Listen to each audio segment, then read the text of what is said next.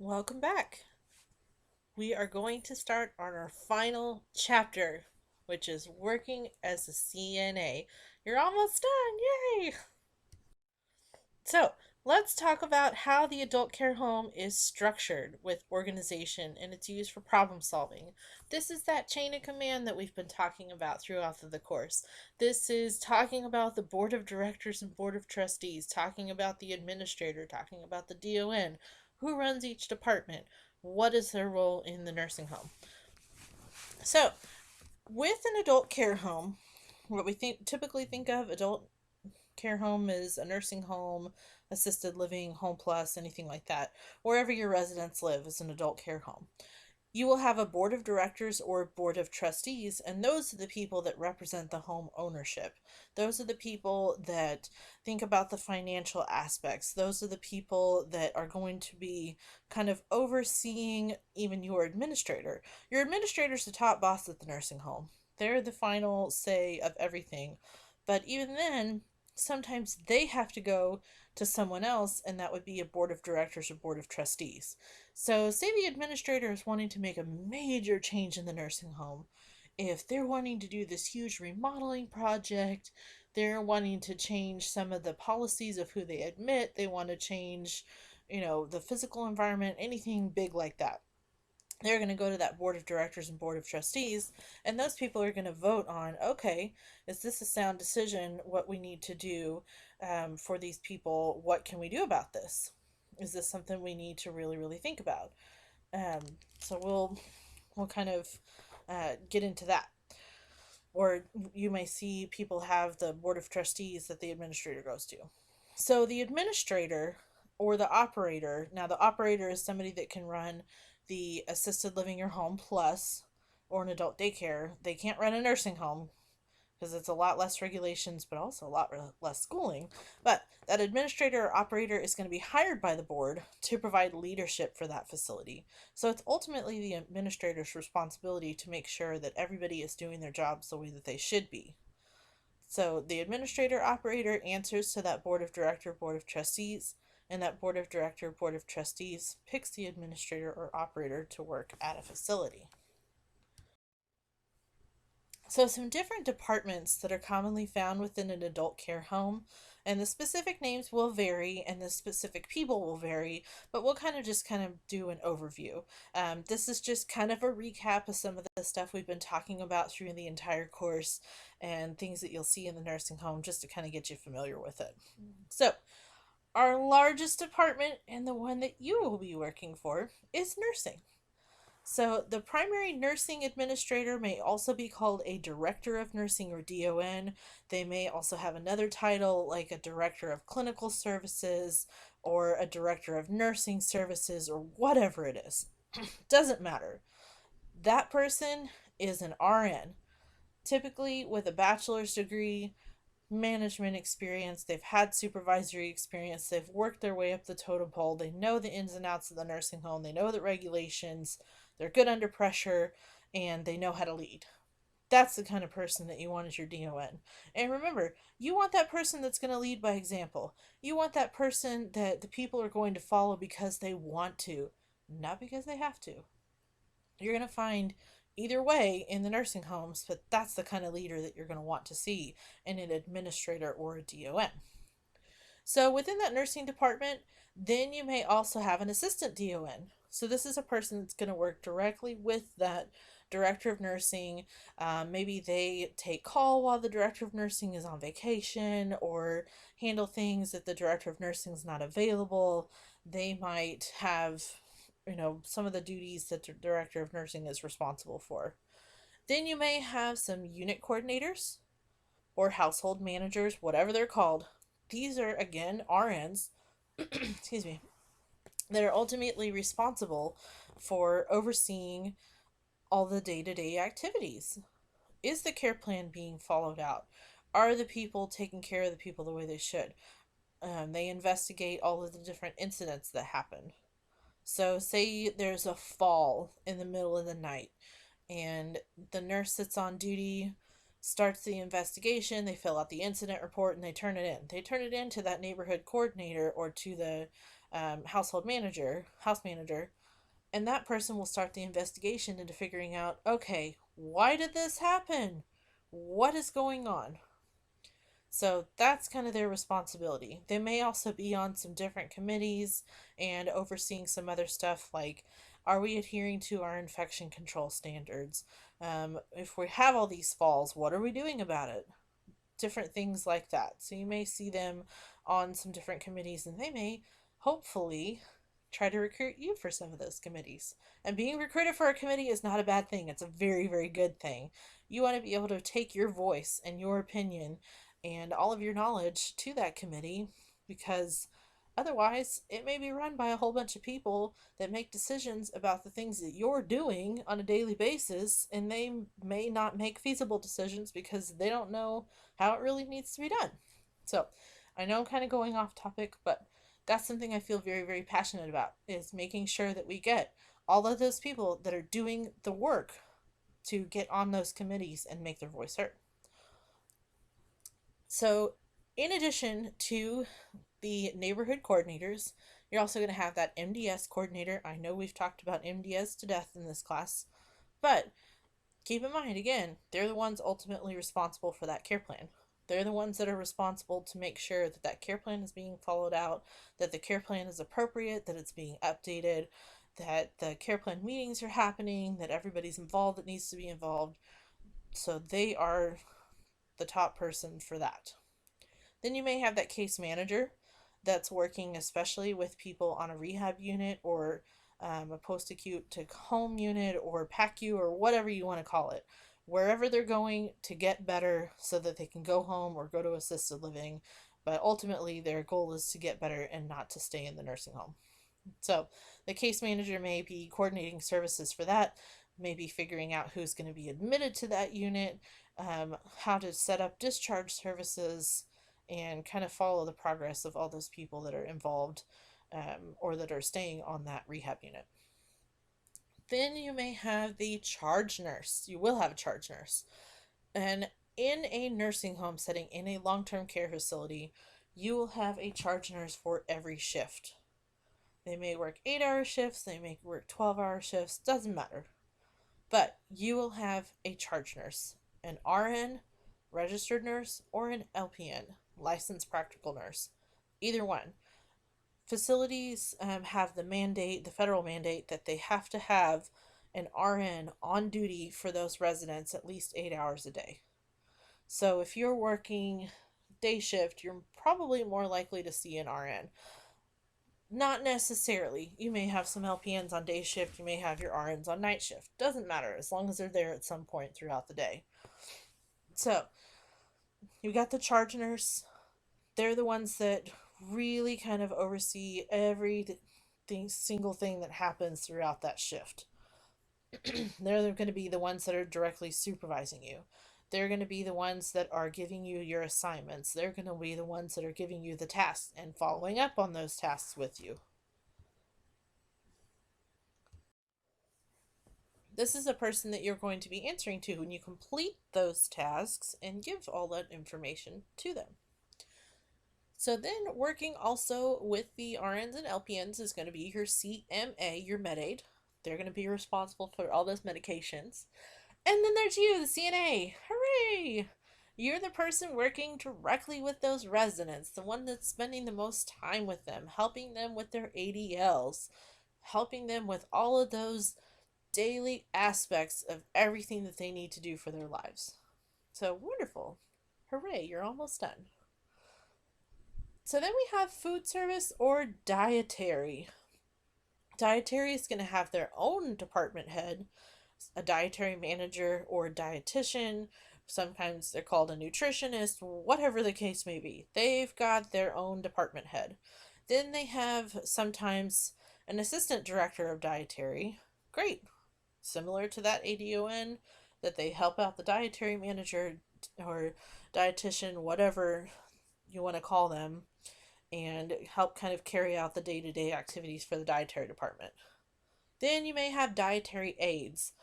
Their job is to serve people. Their job is to make sure everything's clean, that it's presentable, that it's sanitary, and to maybe scoop out the portions and present all the food to the residents. And you have a cook, because everybody's gotta cook the food, right? You have somebody there that's their job, is to cook the food.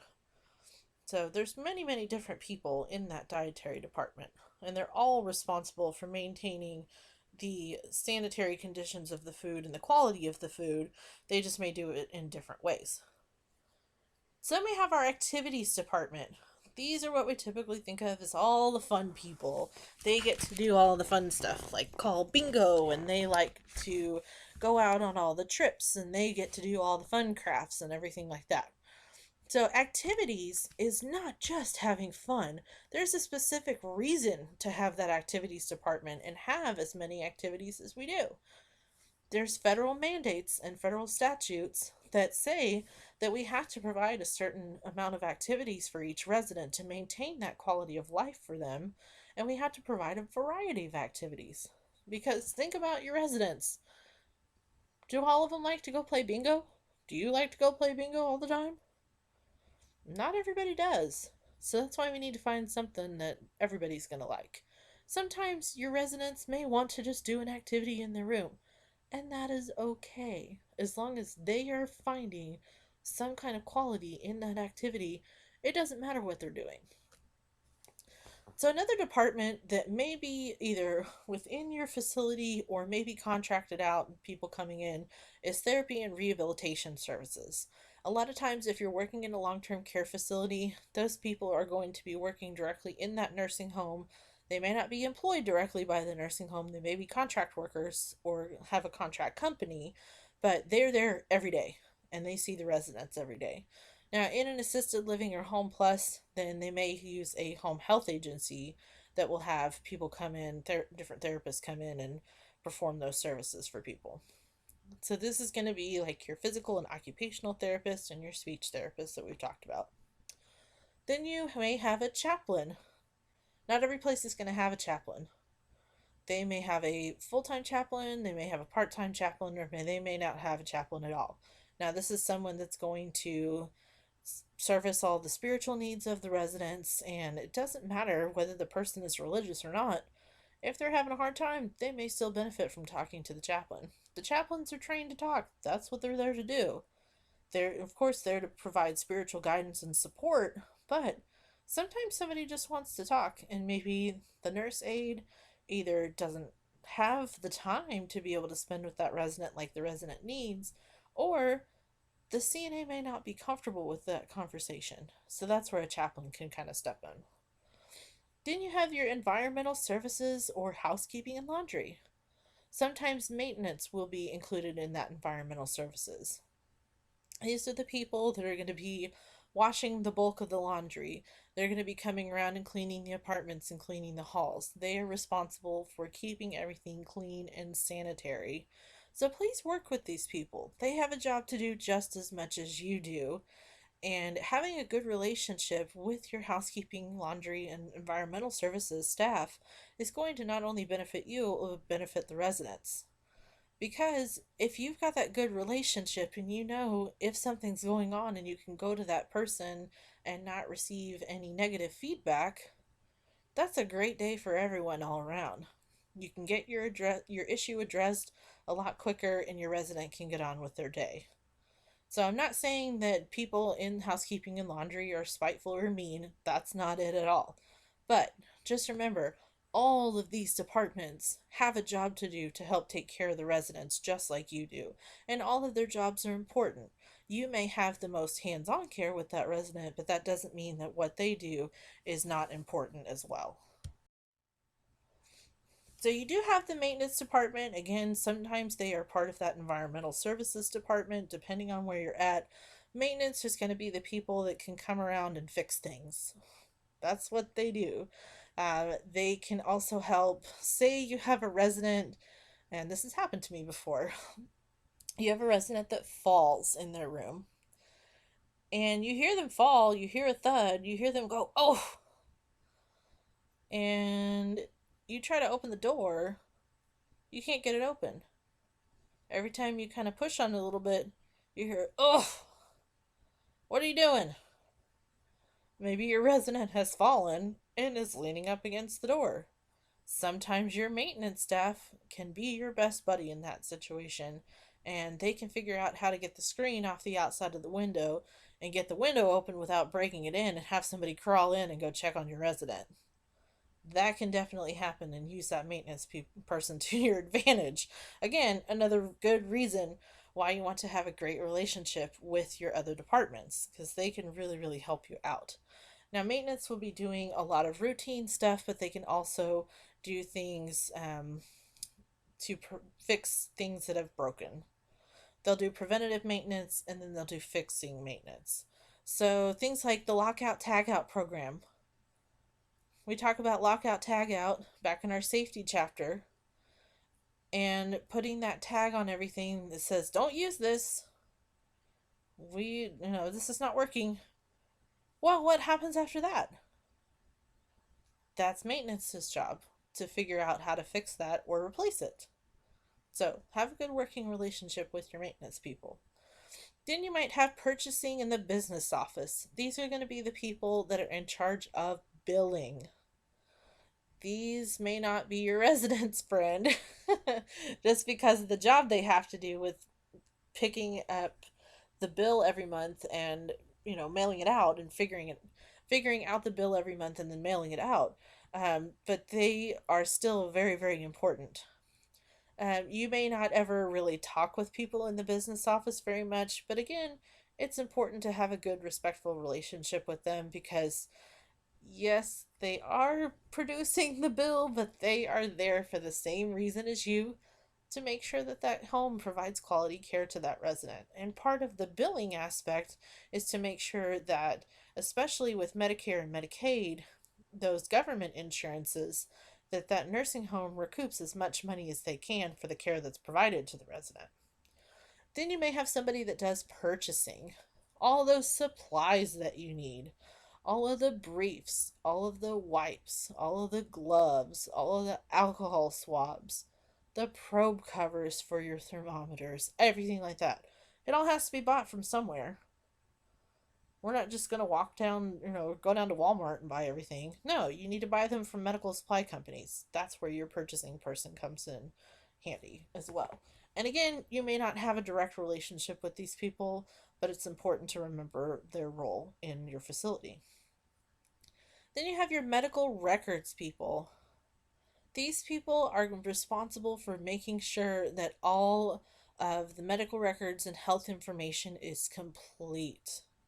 They're going to be doing multiple audits on items, and they may be coming after you to help them figure out what happened to some of this stuff. So, an example, you admitted a resident and get started on their inventory sheet, and maybe you forget, never makes it to the chart.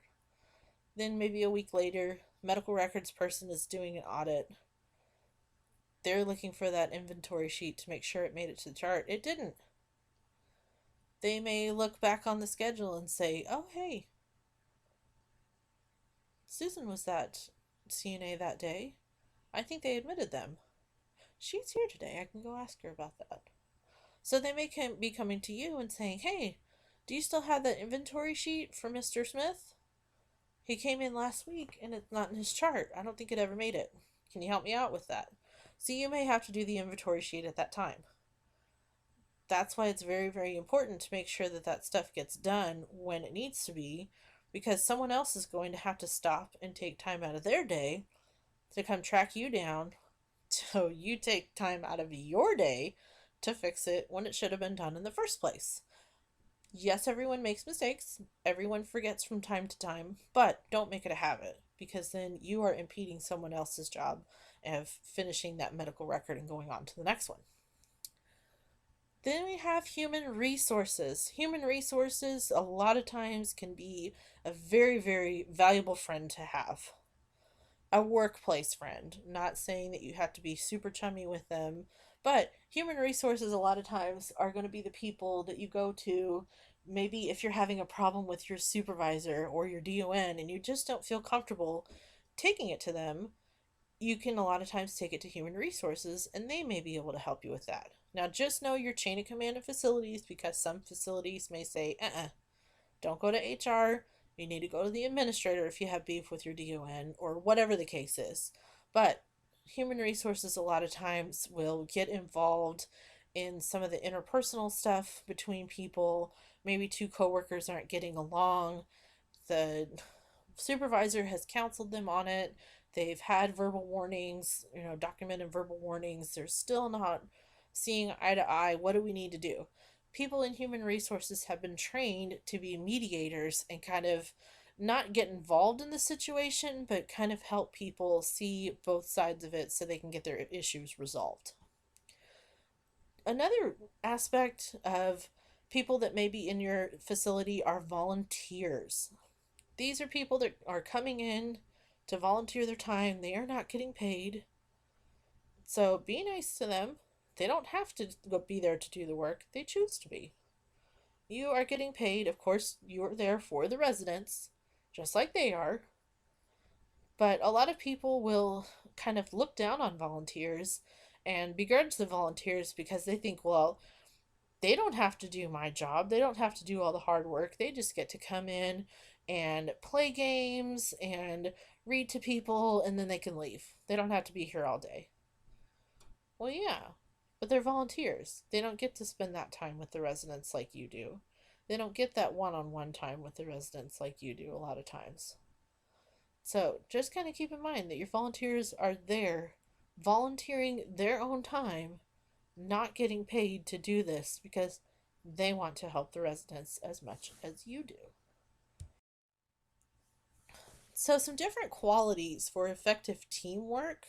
We all need to be goal oriented. Remember, resident focused. We are all there for the resident. We want to keep the resident happy and to deliver high quality service. Healthcare is a customer oriented industry. Sometimes, for those of us that have been in healthcare for a while, that's a little bit of a hard pill to swallow because we don't think of our residents as customers, but they really are. Without those residents being there and wanting to be at that facility, or at least needing to be at that facility, because some of them don't want to be there, but they kind of have to. So think about that. If those residents were not in your facility, if those were not the customers that were at your place of employment, those were not the customers that you were serving, you wouldn't have a job in the first place. So we want to keep them happy. We want to keep people at your facility because if you have a lot of people that are unhappy, they're moving facilities, eventually there's not going to be enough money coming in to keep the doors open. Yes, your facilities will be looking at providing the highest quality care as possible for those residents, but they have to have money in order to keep the doors open. So kind of keep that in mind. Want to keep the residents happy so that they'll stay there. So a team also provides opportunities for personal development with each staff member. This does not mean that your team has to make you feel all warm and fuzzy inside, and they don't have to be your best friends, and you don't have to go and hang out with your team after work and all that good stuff. But each person or each part of that team should push you to be a better person, to be a better employee, and promote that personal development for yourself. So each member is going to be aware of their own strengths and weaknesses. So be aware of what things you're really good at, what things you aren't so good at that you need to work on. And you can think of it in a more positive manner than saying the word weakness, because weakness just sounds really bad. It sounds like a very negative connotation, something that maybe you're falling short on, that you're doing something wrong. Not necessarily. It just may be something that you're not as proficient at. Maybe you're not quite as good as somebody else. They may have that strength. So, for example, I know this is not a healthcare example, but some people are great at working on cars. They can pull a car apart, rebuild an engine, get it starting again, get it running, and be off and running. They can open the hood and immediately understand, oh, I know what the problem is. Let me fix that real quick. 5 minutes later, they've got the engine purring like a kitten.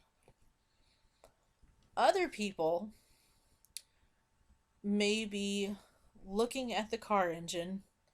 They know something's wrong. They don't know what it is. They open the engine compartment, open the hood, and they say, well, that's a whole bunch of metal and grease.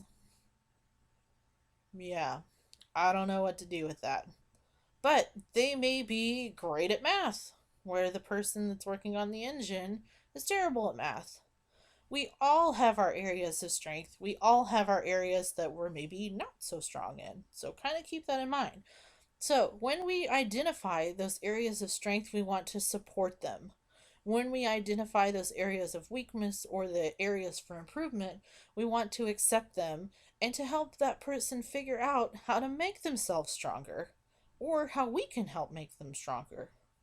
How can we develop that person into being a better employee and a better team member and a better asset to the residents? A team has to be willing to work with others. So you have to have teammates that are willing to work with others, that are willing to play nice with other people.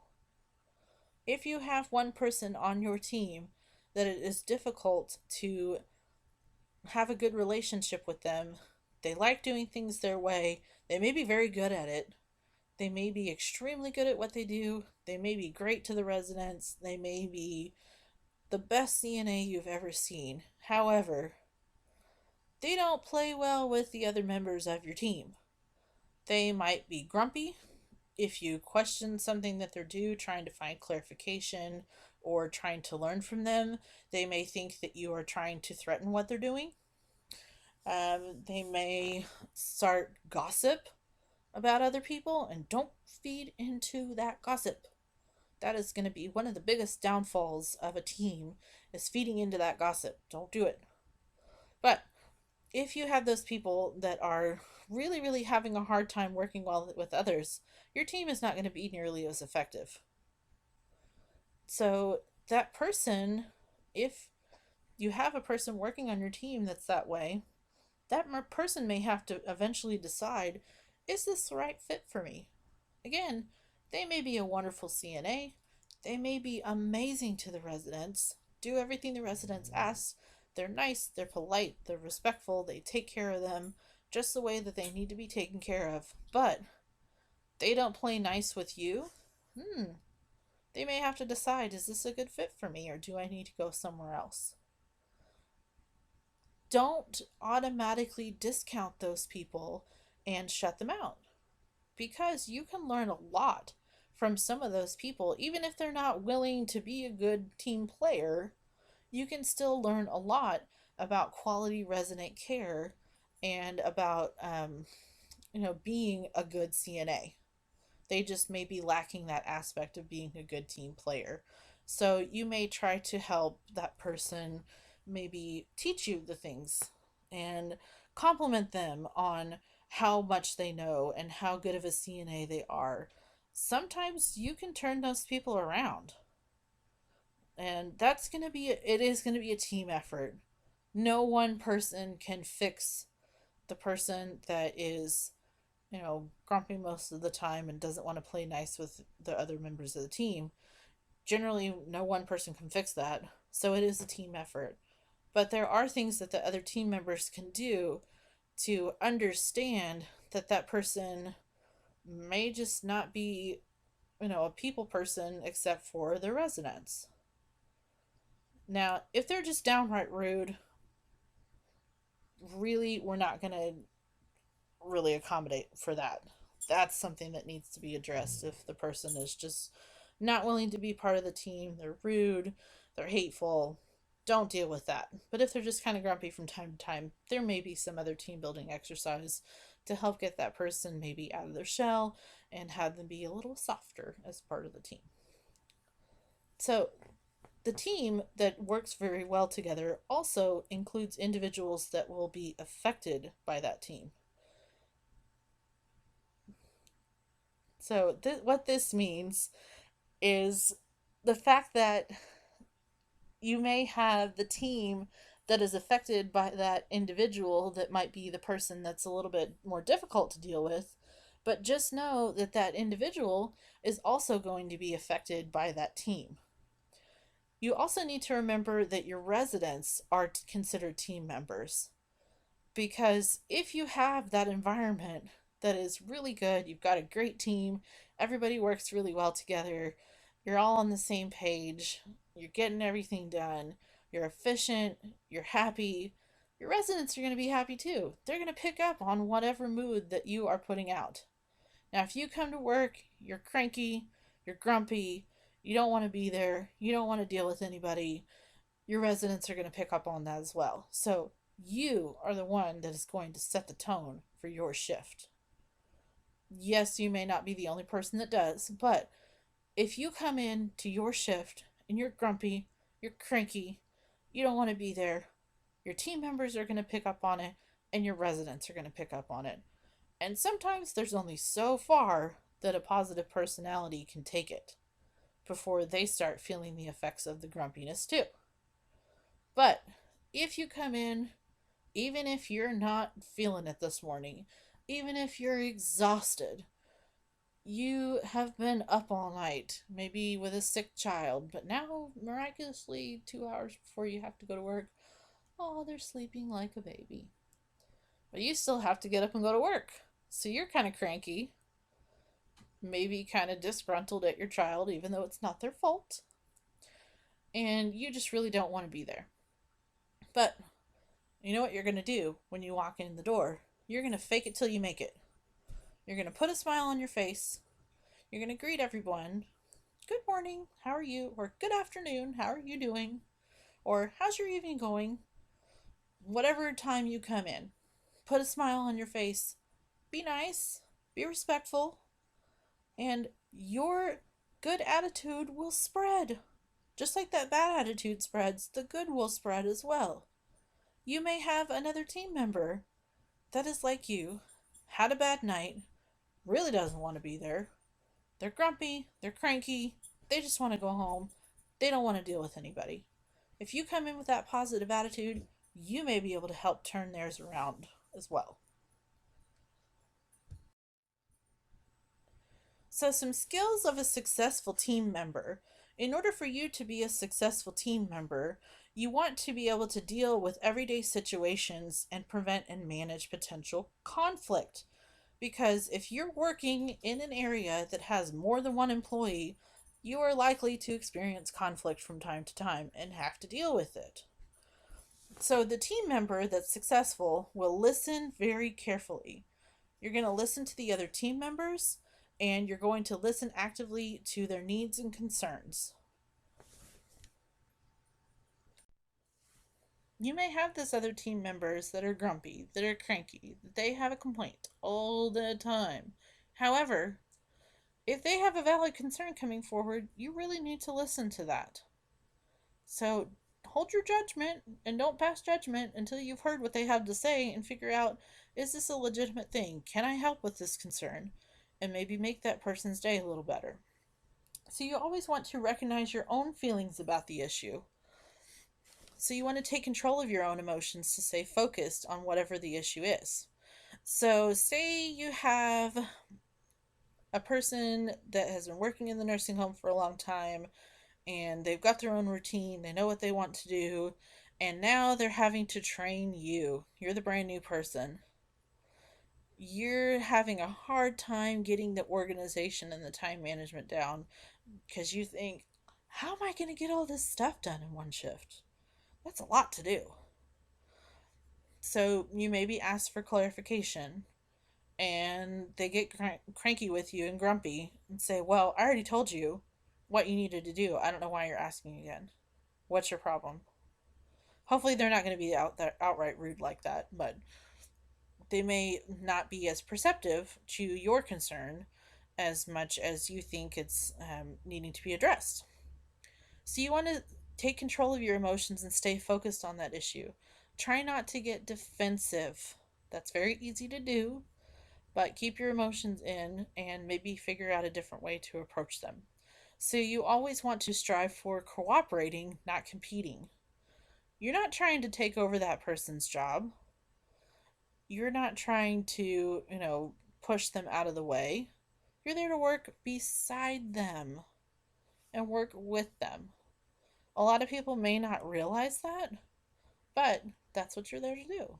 So you need to kind of understand that they may feel threatened by someone new coming into a situation, and maybe they've been the only CNA on that shift for these days for 3 years. Well, now maybe the other person that worked with them has quit and you're coming to take their place.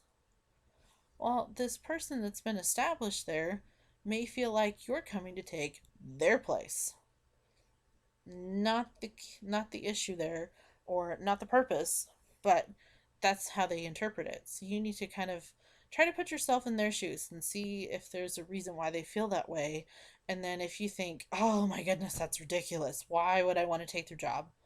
I'm here to work with them, not against them, and not, over them or try to kick them out of their spot. They may not feel that way, so kind of keep that in mind as well. So you want to communicate effectively. You want to recognize the impact of both verbal and nonverbal communication. Because remember, what speaks louder?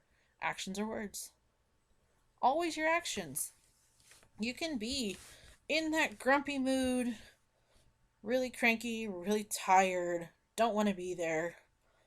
But if you walk in with your hands out of your pockets and you have a smile on your face, then you're going to convey that you want to be there, that you're there for your residents and you're there to do a good job. So think about that nonverbal communication. You always want to focus on problem solving behavior, not on complaining or blaming. This is very easy to do, is to get into that habit of just complaining about everything. And a lot of supervisors are going to say, okay, if you have a problem, don't bring me a complaint. Bring me a problem with a potential solution. Otherwise, if you just bring me a complaint and you don't bring something to the table to possibly solve that complaint, I will solve the complaint. You may not like my solution, but that's going to be it. This will put it back into the hands of the CNAs, of the CMAs, of the people that are actually having that complaint, and have you kind of critically think about, okay, how can I fix this? And then you may be fixing those problems before they ever really become problems in the first place. And that would be great. So you always want to foster teamwork. Your manager should be supportive of teams. They should really be that leader. You're not always going to have a good leader. However, you need to do your job like you do have a good leader. So remember, that leader is going to lead by example, and the people are going to work with them because they want to, not because they have to. A manager is going to manage people, and people will work with them because they have to, not necessarily because they want to. So remember that your individuals have to be willing to take responsibility for their own actions. So own up to your mistakes. Everybody's human. We all make mistakes. And it's much better to own up to your mistakes now than if you, say, make a mistake and it later on does jeopardize a resident and somebody else finds out about it later. They find out it was you that made that mistake. You could have admitted whatever mistake it was, fixed the problem before it really became a detriment to the resident, and kept yourself out of hot water. So kind of think about that. Be professional. Try not to make mistakes if you can help it, but everybody does. Own up to it, admit it, and get the problem fixed. So let's talk about some inspection or survey of the adult care home. This is something I talked about way back at the beginning of the course, but we can kind of recap it a little bit. So inspection or survey of the adult care home is going to be completed by KDADS. Used to be KDOA, which is the Kansas Department of Aging, but now it's KDADS, the Kansas Department of Aging and Disability Services. So KDADS is the department responsible for licensing, certification, and evaluation of all of the adult care homes in Kansas and the people that work there. So they're the ones that come out to the facility and decide, okay, are they following the laws? Are they following those regulations? Are they carrying out the quality care like they're supposed to? Are they following OBRA of promoting that quality of life in the nursing home? Keep that one in mind too. So they're the ones that are going to decide, okay, who gets to be a nurse aide by this curriculum. That's the whole point of taking this course, because KDADS has set this curriculum to say, okay, you're going to be a nurse aide. We're going to require 90 hours of coursework, including 45 hours of classroom, 45 hours of clinicals, and this is what we want. So they're the ones that have written the textbook that you have. So when we talk about KDADS, a lot of times we'll talk about field staff or surveyors. And these people are going to visit the facility at least once every 9 to 15 months to document compliance with state and federal regulations. You may see surveyors more often than 9 to 15 months. If there is a complaint that gets called in and the facility fails to call it in, KDAD surveyors may show up at your door the next day if the complaint is severe enough, or if the allegation is severe enough or serious enough. But most of the time, if you go through a good survey, then you won't see them for 9 to 15 months.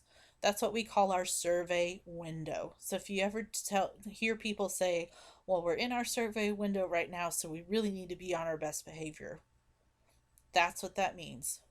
Surveyors can show up any time. They can show up at 9 o'clock in the morning. They can show up at 3 o'clock in the morning. They can show up at 3 o'clock in the afternoon. So you have to be prepared at all times for the surveyors. So this is why I always state, if you work every day like the surveyors are in the building and you dot your I's, cross your T's, do everything the way that you're supposed to do, when they do actually come in your building, you won't have anything to worry about. And you may be the one that's cool as a cucumber because you know that you're doing what you're supposed to be doing to take care of your residents. Other people may be running around frantic like a chicken with their head cut off. Oh my goodness! State surveyors are here! Oh no, we gotta fix this, we gotta fix this, we gotta fix this. Well, why was it not being fixed in the first place in preparation for the surveys? Why are we scrambling right now? Again, everyone's human. They may forget things. There may be stuff that's fallen through the cracks, but for the majority, you should be ready for surveyors 24 hours a day, 7 days a week, 365 days a year. No exceptions. Be ready for those surveyors. Do what you're supposed to do and the way you're supposed to do it. So, the federal standards are going to be set by the Centers for Medicare and Medicaid Services. So your surveyors are going to follow a predefined set of tasks to evaluate the delivery of care. They may watch you provide care.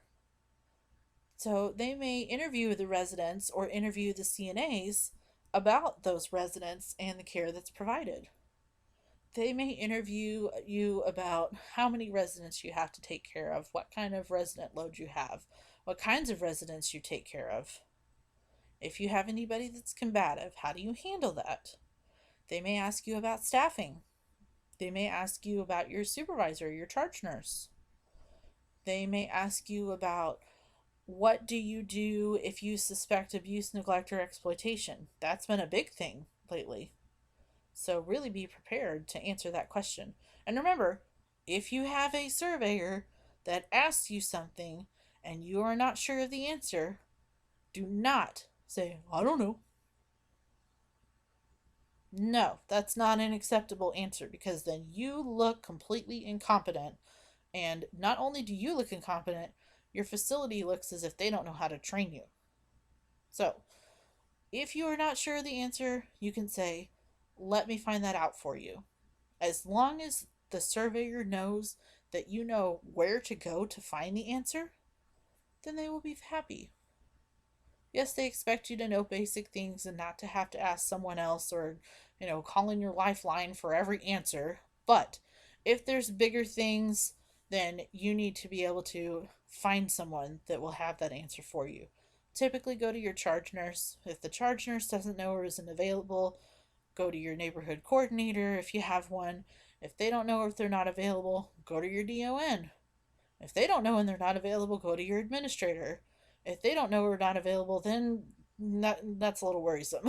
But usually by the time you get to the top of the food chain like that, you're going to find somebody that knows what's going on and they can help you answer that surveyor's question as well as you can, or find the answer to whatever they need. So let's talk about deficiencies. Now, the surveyors are not there to find and issue deficiencies. However, it may happen. Now, that survey will take several days. They may show up on a Monday morning and they will not finish until Thursday afternoon. If you go into an extended survey, they may be there for a couple weeks to a few weeks to a month. Just really depends on what kind of stuff that they find.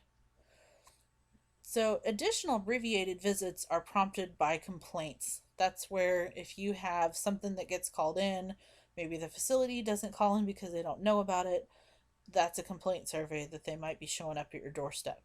Maybe the facility did call something in, but it's still questionable enough that the surveyors feel, well, this is really kind of a bad thing. So let's go out and check on it and make sure everything's doing okay. The surveyors may go ahead and show up and do an abbreviated complaint survey at the time that the complaint is made, or they may decide, well, okay, the facility seems to have taken care of it, but let's check up on it when we're there for our next regular survey. So they may be asking questions about stuff that they got a complaint on several months ago that they're just kind of following up on now as well. So if the facility does not meet the regulations or standards, it will be cited with a deficiency, also called a tag. So if you hear somebody say, oh, well, we got a tag because Dietary had a bag of flour open and it wasn't dated. Just not picking on Dietary, but just giving an example. Or we had a tag because the chemicals weren't locked up in the bathhouse. That's what they're talking about, a deficiency or a tag. So the facility then, once they receive that tag or deficiencies, and they will receive a statement of deficiencies at the end of the survey, once they receive all those deficiencies and figure out what it is that they need to work on, then they will submit a plan of correction. Now, the state may decide, okay, your plan of correction looks great. I'm happy with it on paper. As long as you stick to this stuff, we may see you in another 9 to 15 months. Hopefully not sooner. Great.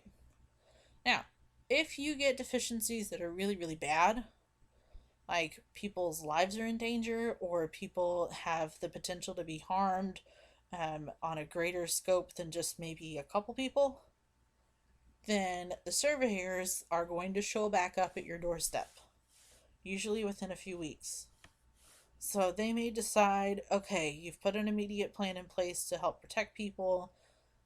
We've accepted your plan of correction. However, your survey was pretty bad, so we want to come back out and see for ourselves that you're doing everything you say that you're going to do. So don't be surprised if you hear of, oh yeah, the survey just finished.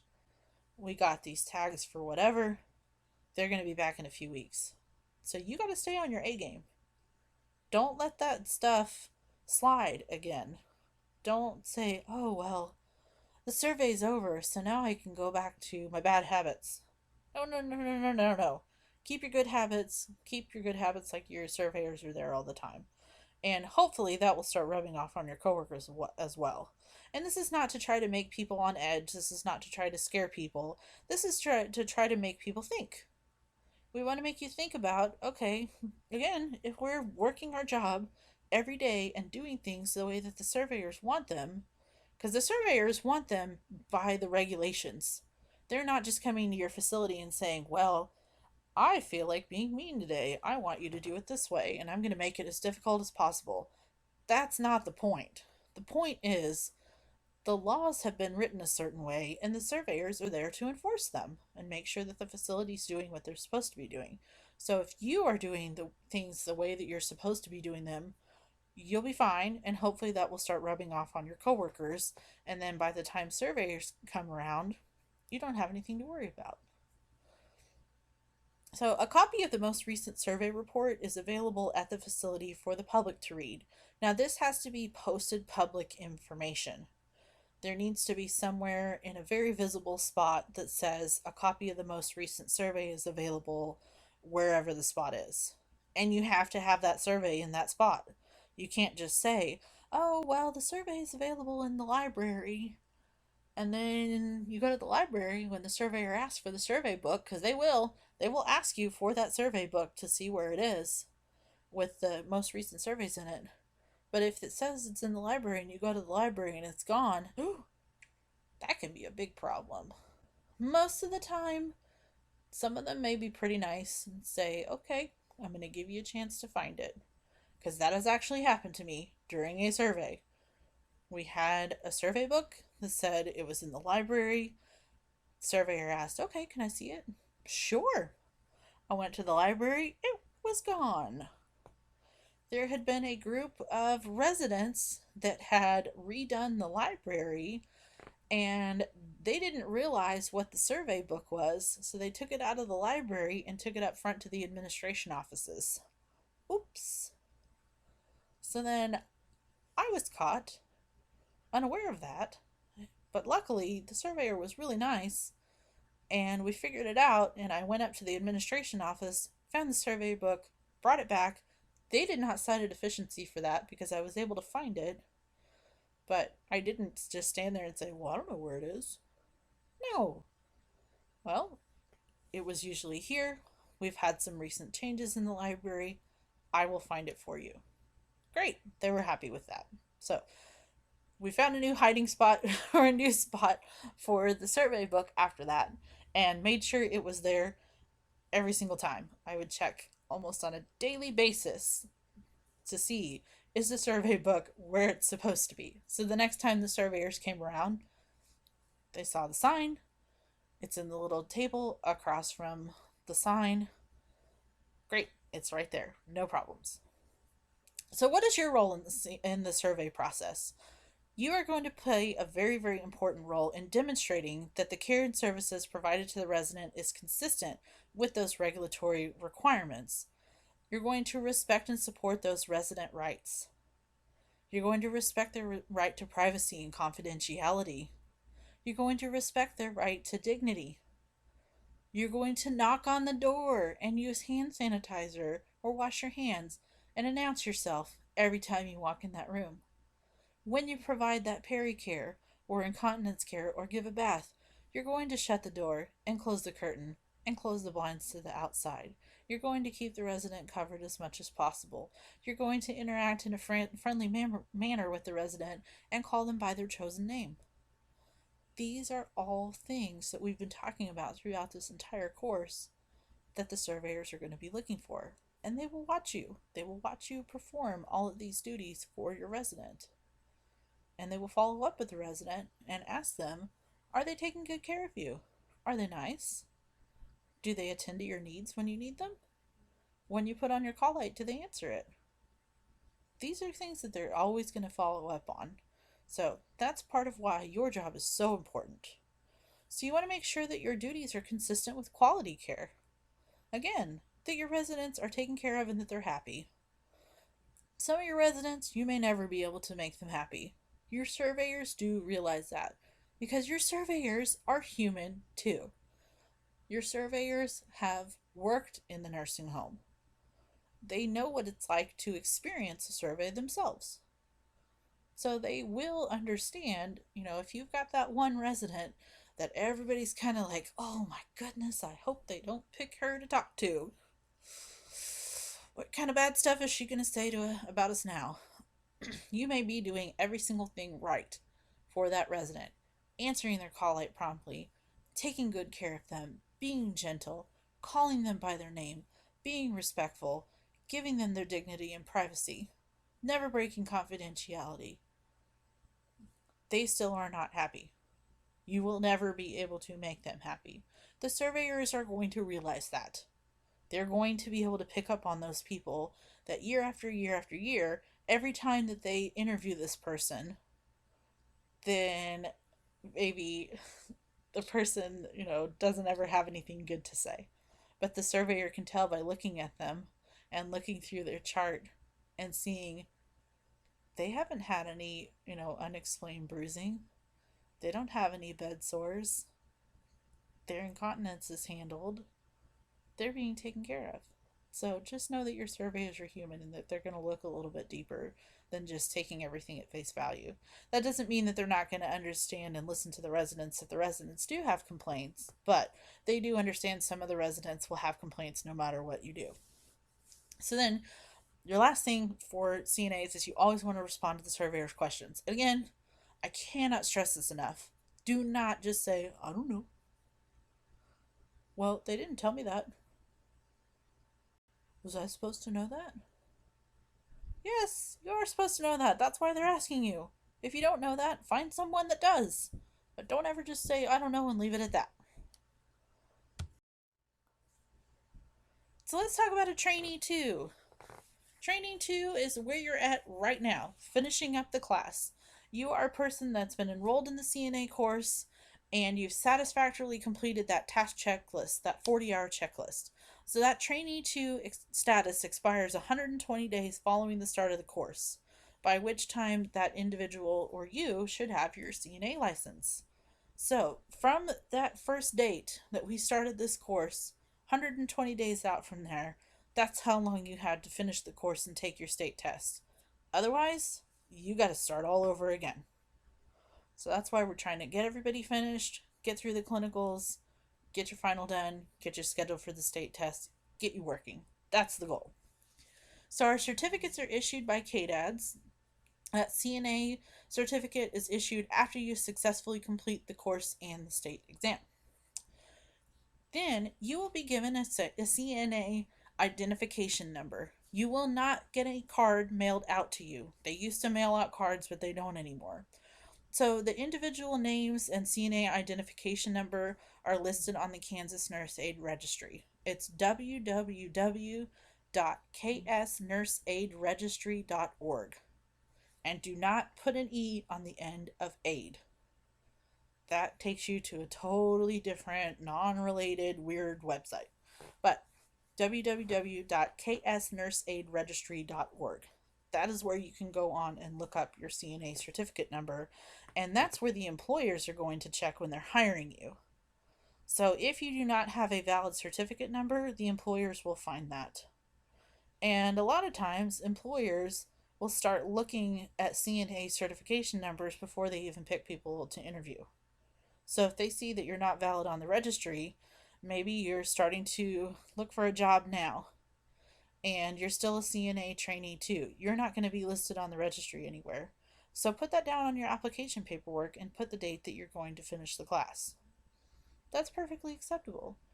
That place still may want to go ahead and continue on with the hiring process and interviewing and everything like that, and that's perfectly fine. But they cannot hire you and have you work or train as a CNA until you have successfully passed that state test and that you are on the registry. So it's not just the test, it takes a couple days to get you processed through and get you on the registry completely. So the registry information will also include an employment verification and expiration date. Now, the date that you get put on the registry is going to be the beginning of your employment verification, and it expires 2 years from that date. You have to work 8 hours out of every 2 years in order to keep your employment verification active. Now, if you work someplace that is outside of a facility, maybe you do home care or you do some other kind of stuff, you're still maybe working as a CNA, but it's not a typical facility, you may ask that agency or company, do you report to the state registry to tell people that I am still active? Because when you work at a facility, they're going to send stuff to CADADS that say, yes, this person has worked their 8 hours minimum, they're still active on the registry, keep them updated with their employment verification. Great. Some of those places may not do that, so you might have to ask for it. And even if they don't do it, if you do expire on your CNA verification, then you can always get a refresher done. And it's basically going through the 40-hour checklist and renewing your skills. Easy to do. $100 takes a couple hours. And call us at Allied to do that if you ever need to. But just know that that's what the process is. So if you work that 8 hours at a facility, they're going to report it to CADADS and they're going to keep your employment verification active. So also on that registry, you're going to have the date of the last criminal record check and who performed it. Because when you get hired someplace, every facility is required to do a background check on you. And they will do it through the CADADS website. Then it will go to KBI, so it'll go to the Kansas Bureau of Investigation. They're going to find your entire adult criminal history because it only goes back to the age of 18. And then they're going to send it back to KDADS, and KDADS will send it back to the facility. It's a big, long, drawn-out process, but what you need to know is when that criminal record check gets done, then it pops up on your certification number. So employers can see where you've gotten your criminal record checks done at. And sometimes that can be something that they'll look at to see, okay, you've been a CNA for a year, but you've had 7 background checks done. What's going on? Is there something on your background check that causes people to not hire you? You might still be a CNA, but you may have some other thing that some of these places will still not hire you for. Or are you job hopping? Are you applying to places and you just don't have good interview skills? Maybe they're doing the background check before they do the interview. Generally not, because that gets expensive. But something's going on. You may be a great candidate and you may just have some other kind of issue that other places are not hiring for, and the next place that you apply to, they may kind of look at that and say, okay, we'll keep an eye on that during the interview. But they may decide, oh, this person's great on paper, let's get them in. So just kind of keep in mind that all of those criminal record checks that are done are going to pop up on your nurse aid registry. Also, if you have committed any acts of abuse or neglect, then that will pop up on the nurse aid registry as well. And it's going to pop up on big red letters that you have an employment prohibition on file, and to call the state for more information about it. So just be aware of that.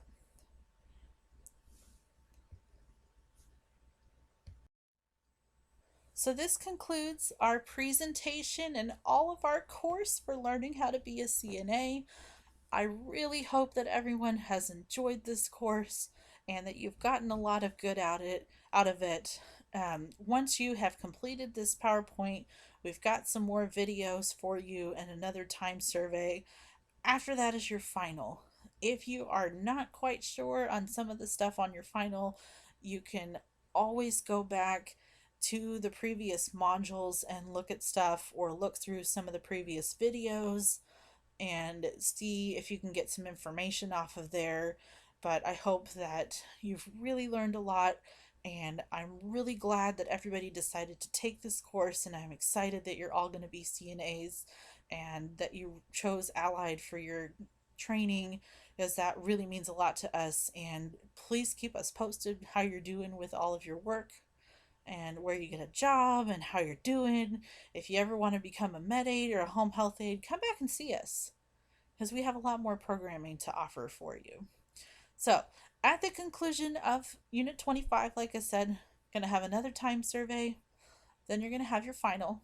The final is 90 minutes, so just kind of keep that in mind when you get started on it. Then at the end of the final, there's going to be one last survey that you'll do online. This is a survey that goes to KDADS. This is a survey that asks, how was your course?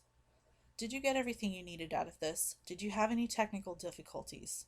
Now, we've tried to put together all this training and make it as positive of an experience for you as possible.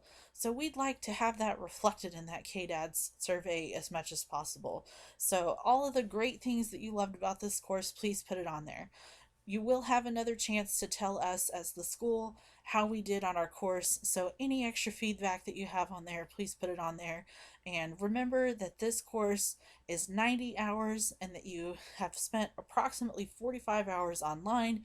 So in that part of the survey that asks how much time you've spent online, 45 hours is how much we've set, and that should be how long it takes you.